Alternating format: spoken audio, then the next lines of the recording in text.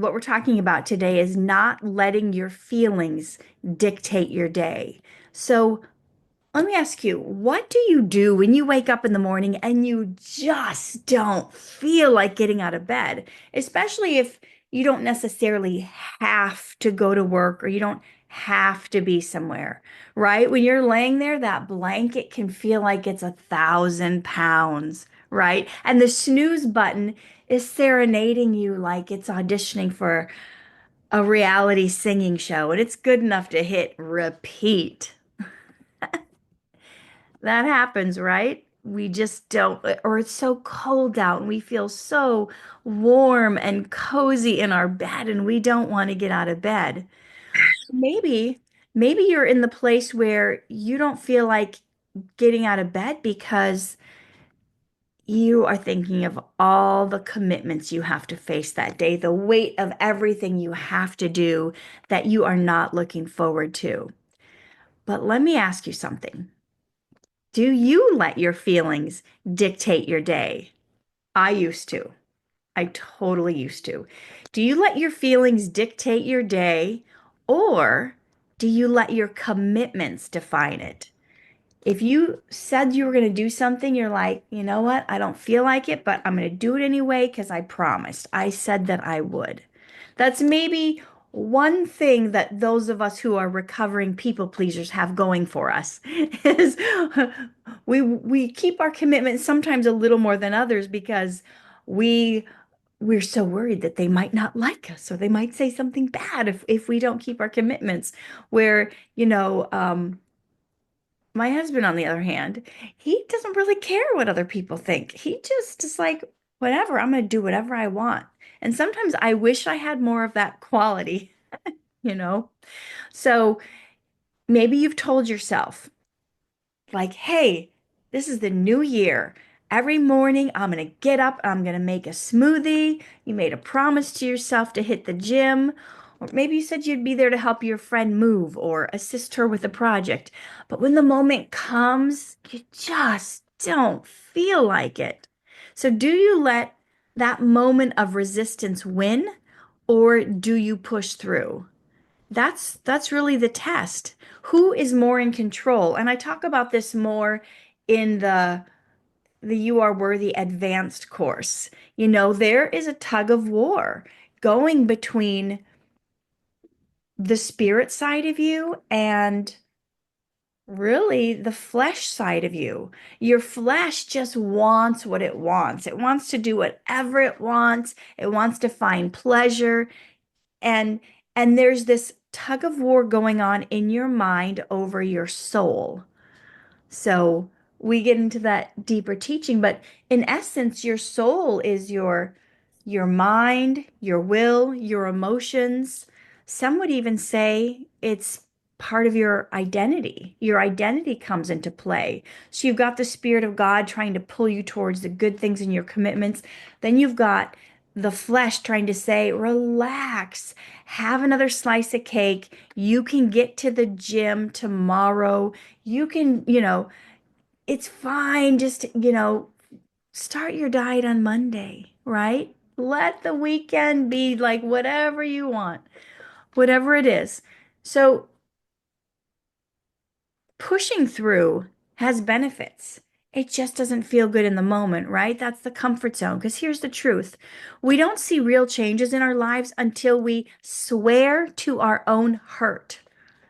I don't know if you've ever heard that term before. It's like we do what we say we'll do, even when it's inconvenient, even when it's uncomfortable or downright hard. Swearing to your own hurt. So this is based on a verse in Psalm 15:4 that says, "A righteous person," who wants to be a righteous person? Yeah. A righteous person is someone who keeps an oath, meaning they keep their word, they keep what they swore to, what they said they would do. A righteous person is someone who keeps an oath even when it hurts and does not change their mind. Even if they wake up and it's raining. You promised your friend you'd move. Are you going to be outside in the rain packing moving boxes? Probably. But you don't cancel on your friend. You swear to your own hurt, even though it's gonna hurt. You're gonna do it anyway, right? So this means sticking to your word, even when every fiber of your being is screaming for the easy way out. That is the kind of discipline that builds character and shows God and yourself that you can be trusted with more.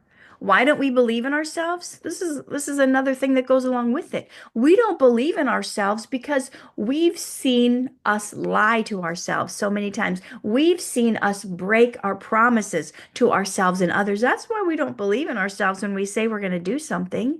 It's because we haven't gotten used to swearing to our own hurt. So think of it like planting a seed. The first day you water it, nothing happens. The second day you water it, nothing happens.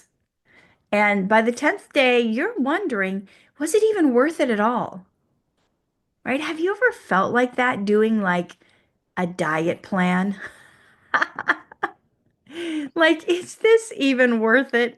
Is this even going to get me any results? Because I tried all these other things and nothing seemed to happen. So maybe you felt like that when you're like day three, or day four, 3 or 4 days in a row, you ate a salad for lunch instead of your burger and fries. You had steamed veggies at night and a plain baked potato.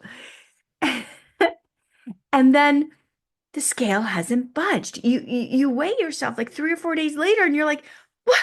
Not only has the scale not budged, you went up a pound. You're like, what is happening? Right? But if you stay consistent, even when you don't see results right away, it's that seed you plant. It is going to grow into something beautiful. And the next point is feelings are fickle. Feelings are like all over the place. They're, it's like building a house on shallow ground. If it rains too much, or if you built your house on sand, if it rains too much, your house is going to just slide down into the ocean. That's the way feelings are. They change. And what feels hard today, the good news is, may feel effortless tomorrow or the next day or the next day. What feels like drudgery in the moment may become your greatest joy once it becomes a habit.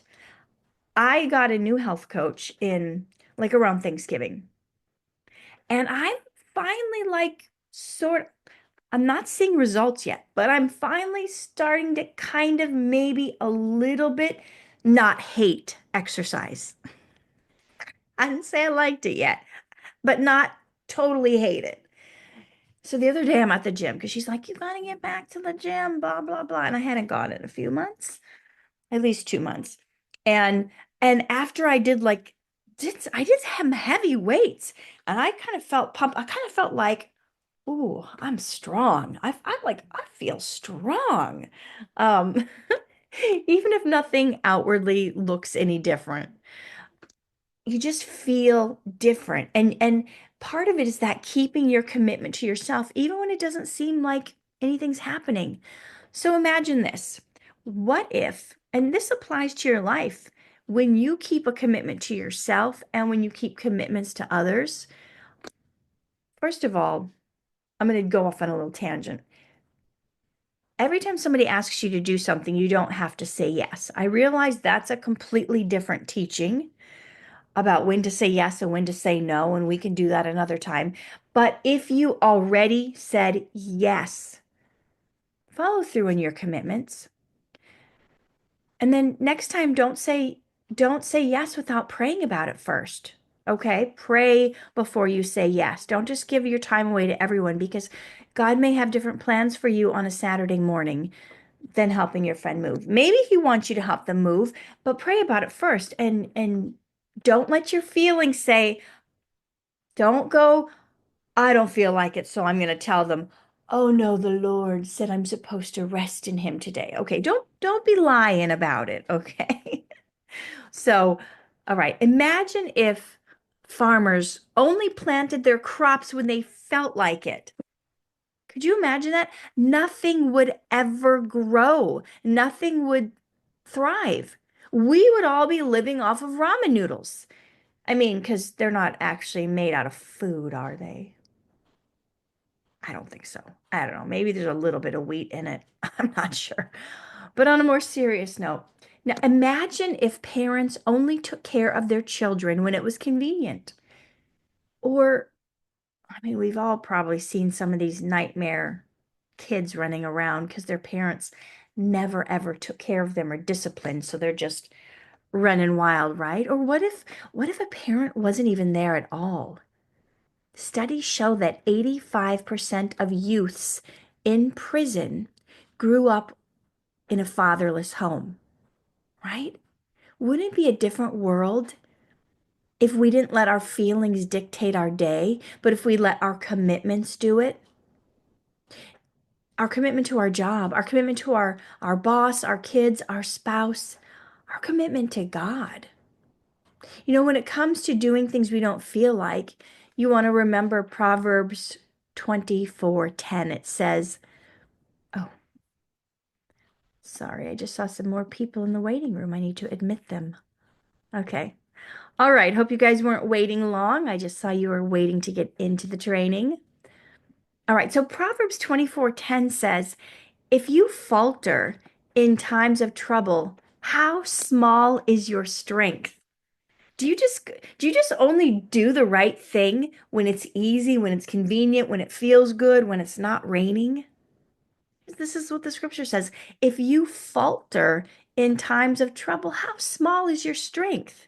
Or one time, the disciples were acting up and not doing right, and Jesus said, like, how little is your faith? Like, what is up with this? How small is your faith? Do you not have any faith? See, our strength isn't measured by how we act when everything is easy. Our strength is measured by what we do when things get hard. Is this hitting home for you? Are you like realizing, "Oh, I could be doing better. I could be pushing myself a little more. I say I want these things, but then instead of doing the necessary steps, I take it easy. I don't follow through with my commitment. I do what I want rather than doing what's hard." Is that resonating with any of you?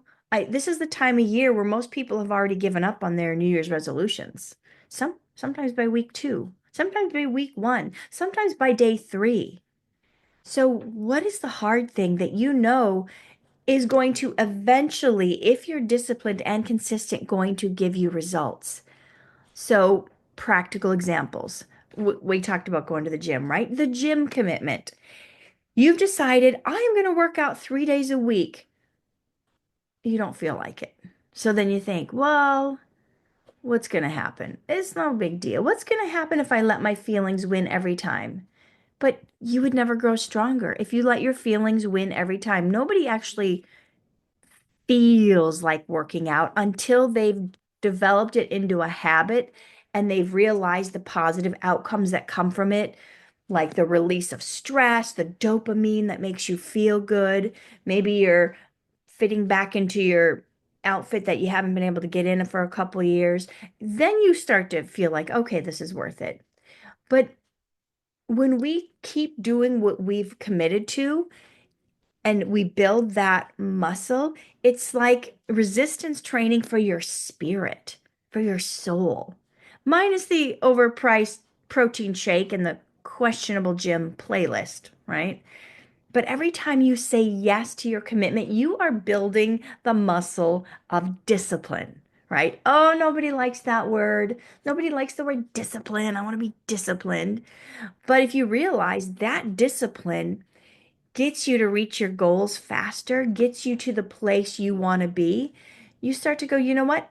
This is a necessary evil. It feels evil at the time. It doesn't feel good, but it's necessary, right? So, helping a friend, right? We talked about that. Helping a friend to do something. Maybe it's something tedious. Like I've gone to help a friend go through all of her files, years and years worth of files, and we're going through papers, and it's tedious. You're spending your Saturday doing what makes you groan. But then you remember, or I helped a friend clean out his garage last year. Sweeping up like powdered rat poo, like rats pooed, and it was like, oh, this is a mess. But Colossians 3:23 says, "Whatever you do, work at it with all your heart as if you're working for the Lord, not for human masters." So remember that. Even if your boss is a total jerk, you have a commitment, not just to the job, but you have a commitment to the Lord. And you're supposed to do all things as if you're working for the Lord. So even if you feel like you're not getting paid enough, even if your boss is a jerk, the real person you're working for is God. And you want to be a good example of how a believer, how a Christian does their work. So your boss should be able to look at you like, this person works with excellence. This person does a good job, and whether they promote you or give you a raise or not, truly, we're working for God. We're not working for man. Or maybe another practical example of how you can apply this discipline or not letting your feelings dictate your day is in your morning routine. Have you committed to start your day with prayer? Have you decided, you know what? In 2025, I'm going to get closer to God. I'm going to start every day with prayer. I'm going to be doing my journaling, and I'm going to be starting with a healthy breakfast. But then when you wake up, it's like, oh, let me just see if anybody left me a message. Let me just see if anybody commented on that post I put up last night. And scrolling on your phone sounds so much easier, and hitting the drive-through on your way to work is so much easier, or grabbing that packaged bar sounds so much easier, or skipping breakfast sounds so much easier than chopping up some fruit or making a smoothie. And scrolling is so much easier than having that prayer time and reading the Bible. And then you convince yourself, well, I don't really get it anyway. And so, whatever, whatever. Uh, It happens, right? So, ask yourself this: who do you want to become? If you know you want to become a different person, a person who keeps their commitments, then you need to start acting like that person. Galatians 6:9 encourages us, do not grow weary in your well doing, for at the proper time you will reap a harvest if you do not give up. That's the hard part, right? Like, when's the proper harvest? Okay, God, I've been planting these seeds for days, for weeks, for months, for years. Hello, when is this harvest? Sometimes it's when we stop complaining. The children of Israel, when they were promised to go to the promised land, they walked around in circles, not even knowing they were going in circles. They were complaining about everything. They weren't being grateful. That trip from where the Israelites were to the promised land, if they had fully put their trust in God and were not complaining, that trip would have taken 2 weeks or less. I've heard some say 11 days. So, is our complaining keeping us stuck where we're at? How many of you have kids? And how many of you have you've got this great thing you want to give them? Like, you've got something wonderful for them that you know they're going to love. But then they're like complaining, complaining, complaining. You're like, no, I'm not going to give this to them yet. I'm going to wait till they're grateful for what they have. I'm going to wait till till they're acting right. And we want to give it to them. We want them to have it. God wanted the Israelites to go into that, but he's like, I can't bring all these negative, complaining fools into them. Do they not see that I parted the Red Sea for them? Do they forget that I did not let their clothes wear out? Did they not forget that I sustained them with food in the middle of the desert where they were wandering around? There was no McDonald's. There was no restaurants. There was no grocery stores. And yet, all those years, God sustained them and gave them food. He made manna grow up, like come up from the ground, these like sweet honey cakes. He made thousands of quail fall from the sky when they were complaining, oh, we never have meat anymore. I'm so sick of this manna. He sustained them through this all, and they're still whining, complaining. He's like, you know what? None of you guys are going to the promised land. And how much of our life are we missing out on because we're complaining instead of being grateful? That was a whole different side note. That was not even in my notes to share with you, but that's for somebody. Somebody needed to hear that. Complaining because it doesn't look the way we want it to look. Remember, the Israelites were like, oh, we should just go back into slavery because we had leaks. Leaks. They wanted to go back into captivity and be someone else's slave because they missed their leaks. We need to be more grateful. And when we're more grateful, we're going to start seeing different results.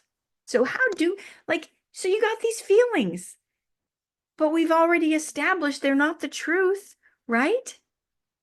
Oh, no, I haven't said that scripture yet. I'm going to tell you the scripture about your feelings not being the truth. Okay, how do you win over your feelings? Winning is not about feeling motivated. Am I motivated every Saturday to teach like I've been doing the last 3 years? Not totally, not really. Okay, but it's showing up anyway. That's how you win. You do what you've committed to do, whether you feel like it or not. And it's about turning your I don't feel like it moments into stepping stones for growth. So imagine a ship without a rudder. You guys know the rudder is like kind of what steers it, kind of, it turns the ship. So you without a rudder, what does that look like? It's basically you at 2 a.m. scrolling through the streaming services trying to decide what to watch when you know you should be asleep. But when you decide to take control, when you anchor yourself in God's truth and your commitments, then you're no longer at the mercy of the storm. You can hunker down in Him until the storm is over. And then when it's clear, you can sail again and you can steer the ship in the right direction. Romans 12:2 tells us, do not conform to the pattern of this world. It is so tempting to do what our friends are doing. But our friends may not have the commitment to God that we have. So do not conform to the pattern of this world. They may think it's totally normal and okay to go out clubbing every night and having casual sex with people you just meet and drinking and smoking and everybody's vaping and every weed is legal now, so it must be okay. And putting all this stuff in the temple of God that has no business being in there because everyone's doing it. So we think because everyone's doing it that it's okay to do and that it's natural and normal and that that's a good plan for our life. But all it does is it puts you in a haze and it hypnotizes you and it what it does is it dulls your senses and it even dulls your sense of the spirit. It dulls you being able to hear from God. When you're getting high, when you're getting tipsy on alcohol, you're not hearing from the spirit like you should, right? We have to discipline our body. The apostle Paul talks about buffeting our body, right? So don't conform to the patterns of this world, but be transformed by the renewing of your mind. What is it? How about if instead of getting high with our friends or getting drunk, woo, partying it up, what if we stop and said, what is it? What is that feeling that I'm afraid to feel, that I don't want to feel, that is making me want to reach for the alcohol, that's making me want to reach for the weed, or like my dear friend who basically ate herself to death. She was so sad over the loss of her husband. She told me she just decided she was going to eat herself to death. And that's literally what she did until her liver failed and her kidneys failed and it couldn't take any more of the toxins. She was on the steak and cake diet plan. Steak and cake. So that is a rut that a lot of us believers and Christians can get into because we sometimes we act so pious. We act holier than thou, and we say things like, well, I don't drink and I don't smoke and I don't chew and I don't go with the girls that do. Woo! And we think we're better than others because we don't do some of these things, but we've replaced that with other destructive habits like fast food habits, junk food habits, eating stuff that's unrecognizable as food. Have you seen some of those videos, some of those viral videos where people have taken like McDonald's to take it to some bears to go take, they've taken these fake foods that Americans eat, maybe other countries are eating them too, and they try to feed them to like wildlife, and the wildlife, they won't even eat it. I'm talking about like animals that would eat meat. They won't even touch a burger from McDonald's. It's not real food. Okay, someone just asked about peer pressure. You have to stand for your values. You have to stand for truth, even if you're standing alone. I know some of you didn't want to hear that, but the good news is you're never alone. God is always with you. The Spirit's always with you. And eventually, you will find your tribe. You will find the people that are like, that believe in the things that you believe. You will find your people that are like, no, we don't do that either.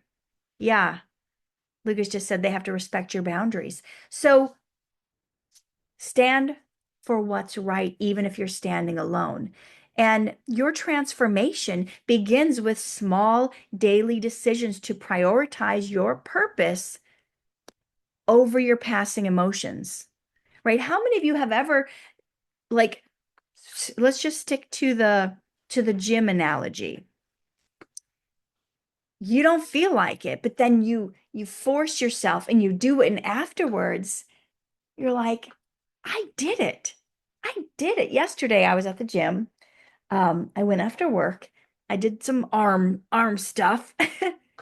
And I was walking out and there was a sign. I never noticed this sign before at the gym. The sign said, "You did something great today." And I was like,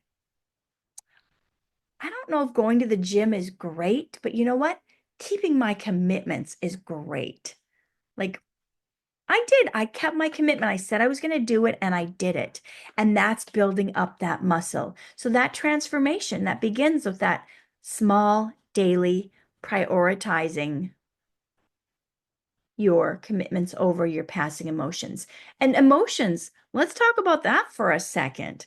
Emotions are going to come and go. But we also, and those emotions come and go, and our feelings, we can't trust our feelings, right? This is the scripture I was alluding to a couple minutes ago. Our feelings lie to us. Jeremiah 17:9 says, "The heart is deceitful above all things and desperately wicked. Who can know it?" So the heart is deceitful above all things. Above all things? What the heart, but everybody says just follow your heart. I've probably said it several times. Just follow your heart. The Bible says the heart is deceitful above all things. Who can know it? It's desperately wicked. Did you think for a moment that your heart was desperately wicked?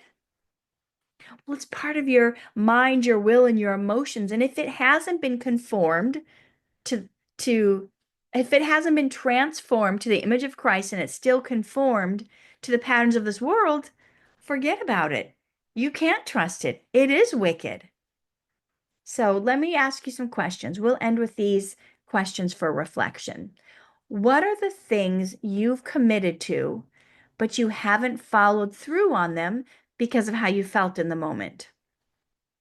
What are some things you've committed to, but you haven't followed through on because of how you felt in the moment? Right? Okay, next question. How would your life look different if you acted based on your goals and your values and your commitment to God rather than your mood?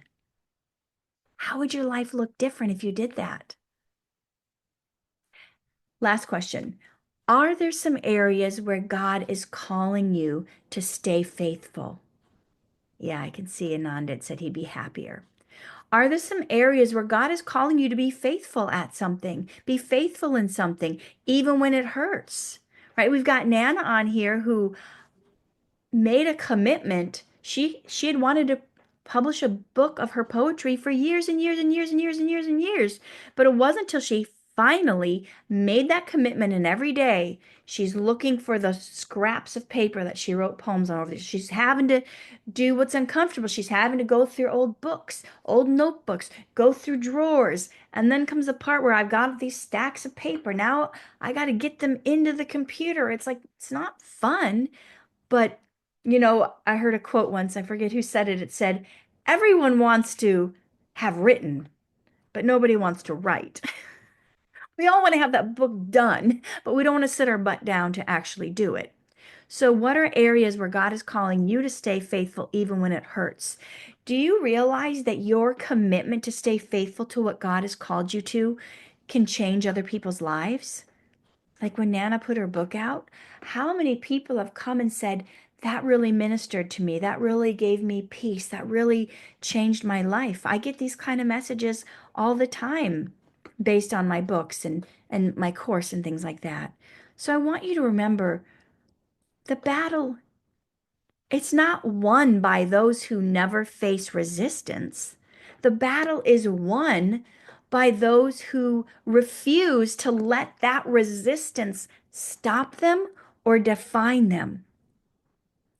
Listen, you were made for more than giving in to your fleeting feelings. You were made to grow, you were made to thrive, and you were made to win. That's why you're here today. So keep those commitments, all right? And leave a comment. Leave a comment if you kept your commitment today.